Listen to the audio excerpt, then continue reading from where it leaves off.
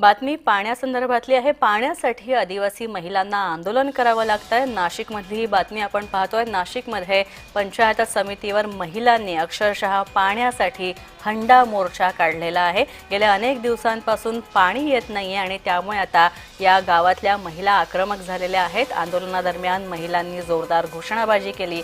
बेलगाव तसंच ढगा विल्होळी या गावामध्ये पाण्याची भीषण टंचाई आहे। प्यायला सुद्धा इथे पाणी उपलब्ध नाही आणि म्हणून या महिलांनी हंडा मोर्चा काढला।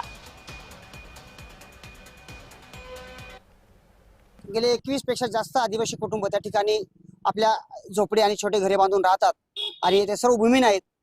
ते मजुरी करून त्या कुटुंबाचा उदरनिर्वाह करतात। त्यांना पिण्याचं पाणी मिळावं या मागणीसाठी मी गेले अनेक दिवस आम्ही संघटनेच्या वतीने संबंधित प्रशासन, ग्रामपंचायत असेल, पंचायत समिती असेल, याकडे मागणी करतो। मात्र त्या मागणीकडे दुर्लक्ष केलं जातं आणि या कुटुंबांना जाणीवपूर्वक, स्पष्ट आमचा आरोप आहे की जाणीवपूर्वक हे आदिवासी आहेत म्हणून यांना पाण्याचं कनेक्शन दिलं जात नाही, पाणी पुरवठा केला जात नाही।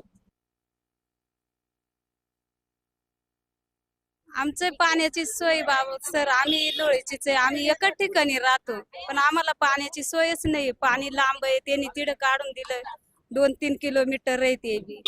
ते पाणी कवा येतं आम्हाला कळतही नाही, काही नाही आम्हाला। मग ते रस्त्यावरूनच पाणी व्हावं लागते। मग आम्हाला तेच वाटत आहे, आम्हाला पाण्याची सोय गरज करून द्यावं।